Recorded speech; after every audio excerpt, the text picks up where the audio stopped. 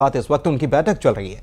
चुनावी रणनीति पर मंथन किया जा रहा है। पार्टी नेताओं के साथ मंथन भी अमित शाह इस वक्त करने में जुटे हुए हैं और देर रात तक ये मंथन चलने की संभावना है, क्योंकि कल उनको कांकेर भी निकलना है और वहां पर वे चुनावी सभा भी करने वाले हैं। और इसके बाद आपको ये भी बता दें कि प्रधानमंत्री का भी दौरा है। 23 तारीख को प्रधानमंत्री का दौरा है। प्रधानमंत्री 2 दिन रुकेंगे छत्तीसगढ़ में। पहले 2 जगह पर सभा है और उसके बाद राजभवन में रात्रि विश्राम है और फिर राजभवन में रात्रि विश्राम के बाद अगले दिन भी सरगुजा में उनकी सभा का कार्यक्रम है। तो प्रधानमंत्री भी सभा करने के लिए आ रहे हैं, तो इस लिहाज से भी काफ़ी अहम ये हो जाता है अमित शाह का ये दौरा। और साथ ही साथ रणनीति बनाई जाएगी, क्योंकि चुनाव का तो अभी एक चरण मात्र 102 सीटों पर वोटिंग हुई है और अभी तो काफ़ी सारी सीटें बाकी हैं और 6 चरण बाकी हैं। और ऐसे में छत्तीसगढ़ की 11 में से 10 लोकसभा सीटों पर अभी वोटिंग होनी बाकी है। दूसरे चरण में 3 चरणों में चुनाव है यहाँ पर, दूसरे चरण में 3 सीटों पर और उसके बाद फिर 7 सीटों पर वोटिंग होनी है। और इस लिहाज से भी छत्तीसगढ़ में रणनीति बनाना बेहद ज़रूरी है और इस लिहाज से अमित शाह छत्तीसगढ़ के दौरे पर आए हुए हैं और रात को रुक कर यहाँ पर वे पार्टी नेताओं की इस वक्त बैठक ले रहे हैं। कुशाभाऊ ठाकरे परिसर में जो बीजेपी का राज्य का मुख्यालय है वहाँ पर ये बैठक हो रही है और माना यह जा रहा है कि बेहद बड़ी बातें या कुछ अहम फैसले पार्टी ले सकती है। हो सकता है कि फीडबैक भी लिया जा रहा हो, जो बस्तर का चुनाव है उसमें जो वोटिंग हुई है उसके बाद क्या फीडबैक है उसके ऊपर भी नजर रखी जा रही हो। तो तमाम बातें यहाँ पर इस बैठक में होती नजर। और युगल तिवारी हमारे संवाददाता हमारे साथ जुड़े हुए हैं, सीधे उन्हीं के पास रायपुर चलते हैं और जानकारी लेते हैं। युगल, अमित शाह बैठक ले रहे हैं और करीब 8:45 बजे के आसपास अमित शाह रायपुर पहुंचे थे, तो ये बैठक तो देर रात तक चलने वाली है, ऐसा माना जा रहा है। जी बिल्कुल, देर रात तक बैठक चलेगी क्योंकि केंद्रीय गृह मंत्री ये बैठक ले रहे हैं और पहले फेज में जिस तरह से चुनाव संपन्न हुए और वोटिंग का प्रतिशत है वो अच्छा हुआ है। तो जो राजनीतिक पंडित है बता रहे हैं कि भाजपा के फेवर में संभवतः वोटिंग हुई होगी, लेकिन इससे बाद जो सेकेंड फेज में 3 चरणों में चुनाव होना है। जैसे केंद्रीय गृह मंत्री कांकेर जब जाएंगे तो कांकेर में पिछले समय जब चुनाव हुआ था तो वोट जो मार्जिन है, जीत का मार्जिन है वो काफ़ी कम था। 5000 वोट से जो कांग्रेस के उम्मीदवार हैं बीरेश ठाकुर हैं वो हारे थे, तो इसलिए वो सीट पर बीजेपी की विशेष निगाह है ताकि वहां पर बीजेपी को बढ़त मिले और बीजेपी फिर से उस सीट पर काबिज हो सके। अगर हम महासमुंद की बात करें तो महासमुंद में एक तरफ जो कांग्रेस के गृह मंत्री हैं ताम्रध्वज साहू वो चुनाव पर हैं, तो दूसरी अगर सीट है राजनांदगांव में पूर्व मुख्यमंत्री भूपेश बघेल हैं और वहां से संतोष पांडे चुनाव पर लड़ रहे हैं। तो इसी तरह से एक एक सीट पर बीजेपी अपने समीकरण के हिसाब से वहां पर काम लगातार कर रही है। अब फीडबैक का बिल्कुल आपने जिस तरह से जिक्र किया है, फीडबैक का इसमें सबसे अहम रोल है। अब तमाम जो कार्यकर्ता हैं, पदाधिकारी हैं, लोकसभा पर पूरी अपनी ताकत झोंके हुए हैं और इस बीच जिनको प्रभारी बनाया गया है महामंत्री से लेकर के तमाम जो बीजेपी के बड़े नेता हैं तो उन्हें टास्क भी दिया गया है। एक एक बूथ पर बीजेपी की निगाह है, बूथ कार्यकर्ता हैं और जिस तरह से बीजेपी ने पहले भी कहा है कि जिन हर बूथ पर बीजेपी अगर जीत दर्ज करती है तो स्वाभाविक है कि यहां पर लोकसभा के चुनाव में बीजेपी की 11 की 11 सीटों पर जीत तय होगी। वैसे भी केंद्रीय गृह मंत्री अमित शाह को रणनीतिकार माना जाता है, कुशल रणनीतिकार हैं, तो ऐसे में जो छत्तीसगढ़ के 11 लोकसभा सीट को जीतना बीजेपी की पहली प्रायोरिटी है। पहले भी बीजेपी ने के पदाधिकारियों ने कहा है, फोकस उसी के ऊपर टिका हुआ है और बीजेपी की पूरी कोशिश होगी कि 11 की 11 सीटें जीत जाएं। हालांकि बस्तर का जो वोटिंग परसेंटेज है वो या 102 सीटों पर जो वोट परसेंटेज है उससे पार्टी अपना आकलन लगाने में जुटी हुई हैं, क्योंकि आगे के चरण भी हैं, उस हिसाब से रणनीति भी तैयार की जाएगी।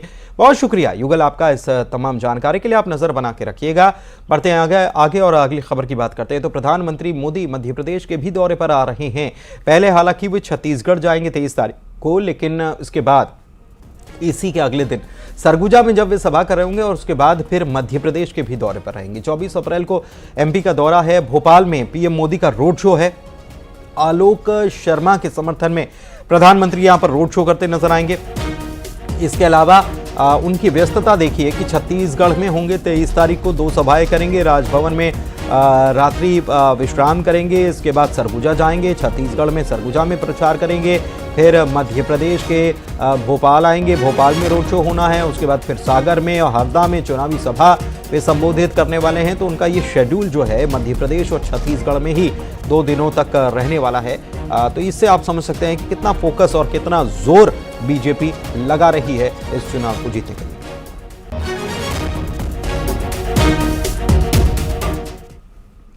इधर छत्तीसगढ़ के प्रचार के रण में बीजेपी के राष्ट्रीय अध्यक्ष जेपी नड्डा भी उतरने वाले हैं। कल मुंगेली में जेपी नड्डा चुनावी सभा को संबोधित करते नजर आएंगे। हाई स्कूल मैदान में चुनावी सभा है, इसकी तैयारियों का जायजा लेने के लिए डिप्टी सीएम मौके पर पहुंचे और समीक्षा की।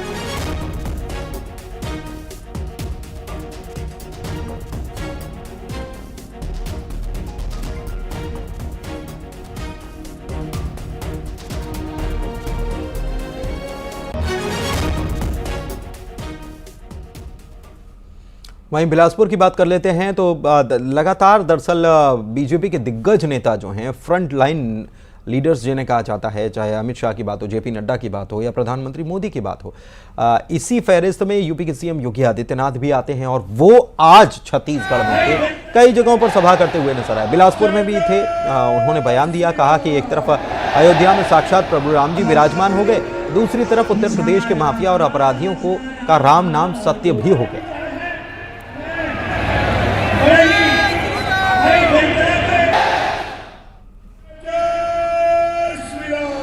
और अयोध्या में तो लगता है जैसे त्रेता युग का प्रभु राम का युग स्वयं साक्षात अयोध्या धाम में आ गया।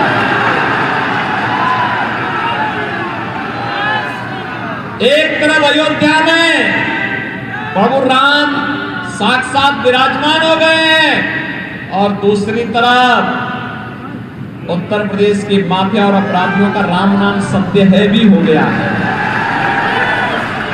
है ना। सीहोर की बात कर लेते हैं। मौसम बदल गया और झमाझम बारिश हुई है, लेकिन साथ साथ ओले गिरे हैं और ओलावृष्टि की वजह से कई घरों को नुकसान हुआ है। फसलें तक खराब हो गई हैं। तस्वीरें आपको हम दिखा रहे हैं कितनी तेज आंधी हुई है। मौसम दरअसल मध्य प्रदेश और छत्तीसगढ़ दोनों जगहों पर बदल गया है और पेड़ भी गिर गए। सीहोर में तो ओले गिरे हैं और ओले गिरने की वजह से घरों को भी अच्छा खासा नुकसान देखने को मिला है।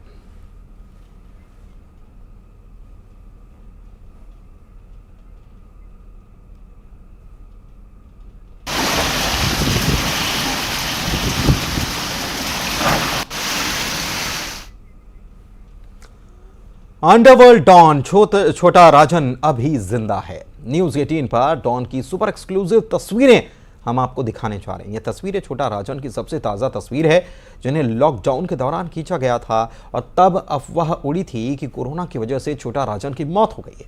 लेकिन पिछले 8 साल में छोटा राजन की सबसे ताज़ा तस्वीर हम आपको न्यूज़ 18 पर दिखाने जा रहे हैं। तस्वीरों को देखकर डी कंपनी की बेचैनी बढ़ना भी तय माना जा रहा है। इस रिपोर्ट को देखिए, मुझे दीजिए इजाजत। नमस्कार।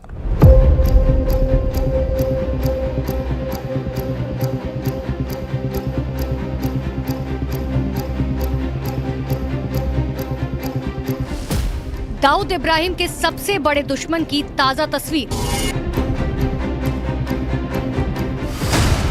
8 साल बाद छोटा राजन की पहली तस्वीर। न्यूज 18 इंडिया पर डॉन की सबसे ताजा तस्वीर। तिहाड़ जेल में करीब 8 साल से बंद अंडरवर्ल्ड डॉन छोटा राजन आज भी दाऊद इब्राहिम को मारने के लिए छटपटा रहा है। न्यूज 18 इंडिया अंडरवर्ल्ड के उस डॉन की 2 तस्वीरें आपको दिखा रहा है, जिससे आज तक दाऊद इब्राहिम डरता है। ग्लोबल टेररिस्ट दाऊद इब्राहिम अपने जानी दुश्मन छोटा राजन को मारने का प्लान कई बार बना चुका है। यहाँ तक कि तिहाड़ जेल में भी छोटा राजन को ठिकाने लगाने के लिए दाऊद के सबसे करीबी छोटा शकील ने कई बार प्लानिंग रची, लेकिन हर बार छोटा शकील की प्लानिंग फेल हो गई। छोटा राजन की ये पहली तस्वीर लॉकडाउन के वक्त की है, जब कुछ मीडिया में ये खबर आई थी कि कोरोना की चपेट में आकर छोटा राजन ने एम्स अस्पताल में दम तोड़ दिया, लेकिन वो खबर महज अफवाह थी, क्योंकि डॉन अभी भी जिंदा है और ये है उसके जिंदा होने का सबूत। छोटा राजन की ये दूसरी तस्वीर 8 साल बाद सामने आई है, जिसमें छोटा राजन पूरी तरह से फिट नजर आ रहा है और अपने उस पुराने अंदाज में देखा जा सकता है। अंडरवर्ल्ड डॉन छोटा राजन को साल 2015 में इंडोनेशिया के बाली शहर से प्रत्यर्पण भारत लाया गया था। जब से वो एशिया की सबसे अति सुरक्षित कही जाने वाली तिहाड़ जेल में बंद है।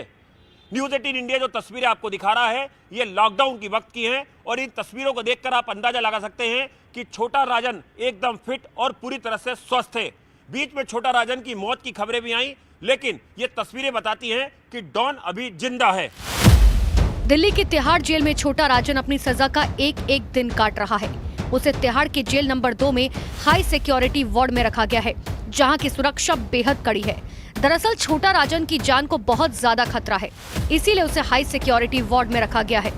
सुरक्षा के लिहाज से ही छोटा राजन से जेल में कोई काम नहीं करवाया जाता और उसे सबसे अलग थलग रखा जाता है। तिहाड़ जेल में अंडरवर्ल्ड के कई शूटर्स बंद हैं, कई खूंखार गैंगस्टर्स और पाकिस्तानी आतंकी भी बंद हैं। इन सभी से छोटा राजन की जान को खतरा हो सकता है, इसीलिए तिहाड़ प्रशासन हर वक्त सीसीटीवी से डॉन पर नजर रखता है और उसे सभी की पहुंच से दूर रखा है। तिहाड़ जेल में ही दिल्ली के सीएम अरविंद केजरीवाल को भी रखा गया है, जिन्हें छोटा राजन के ठीक बगल वाले बैरक में रखा गया है। केजरीवाल के बैरक के बगल में कई कुख्यात आतंकियों की बैरक मौजूद है। आतंकी जियाउर रहमान और कुख्यात गैंगस्टर नीरज बवाना भी इसी 2 नंबर जेल में बंद है। दरअसल तिहाड़ की जेल नंबर 2 सजा याफ्ता कैदियों के लिए है। इसमें उन्हीं कैदियों को रखा जाता है जिन्हें कोर्ट से सजा मिल चुकी होती है। छोटा राजन को मारने के लिए कुछ साल पहले ग्लोबल टेररिस्ट दाऊद इब्राहिम के सबसे करीबी छोटा शकील ने एक साजिश रची थी और 4 कॉन्टैक्ट किलर्स को हायर किया था। शूटर रोजन रॉबिन, जुनैद, यूनुस और मनीष को छोटा शकील ने हथियार और पैसे देकर दिल्ली भेजा था, जहां से स्पेशल सेल ने उन्हें गिरफ्तार किया था, जिससे छोटा शकील की प्लानिंग पर पानी फिर गया। उस वक्त छोटा शकील ने हमसे खास बातचीत में चारों शूटर्स को भेजने की बात कबूल की थी और कहा था कि वो आगे भी अपने छोटा राजन को मारने की कोशिश करता रहेगा। शकील भाई, एक दिल्ली पुलिस ने 4 कॉन्ट्रैक्ट किलरों को पकड़ा है और जो दावा कर रहे हैं वो किलर की वो छोटा शकील के आदमी है और आपने उन्हें हायर किया था छोटा राजन को मारने के लिए। क्या ये बात सही है? हाँ बिल्कुल सही है, मेरे अपने लड़के हैं। तो कहाँ कैसे पहुंचे आप इन तक? ये आपसे संपर्क में कैसे आए? तो पहले से मेरे टच में है बहुत टाइम से। पुलिस ने इनके पास से पैसा भी बरामद किया, 40,000 रुपए और 2 पिस्टल बरामद किए। क्या वो आपने मुहैया कराई थी? तो सब हमारे किए हुए होते हैं ना यार, इसमें कोई नई बात थोड़ी है। जिस तरह से दाऊद इब्राहिम छोटा राजन की जान के पीछे हाथ धोकर पड़ा है, उसी तरह से छोटा राजन भी दाऊद की जान का दुश्मन नंबर 1 बना हुआ है। गिरफ्तारी से पहले छोटा राजन ने दाऊद को मारने के लिए 2 बार फुल प्रूफ प्लान बनाया था, लेकिन दोनों ही बार दाऊद की किस्मत ने उसका साथ दे दिया। छोटा राजन की इन ताजा तस्वीरों को देखकर डी कंपनी की छटपटाहट बढ़ गई होगी। दाऊद इब्राहिम अपने जानी दुश्मन को बिल्कुल फिट देखकर बेचैन हो उठा होगा और छोटा शकील यकीनन फिर से छोटा राजन को मारने की नई प्लानिंग बना रहा होगा। लेकिन एशिया की सबसे सुरक्षित जेल में बंद छोटा राजन तक पहुंचना डी कंपनी के बूते के बाहर की बात है।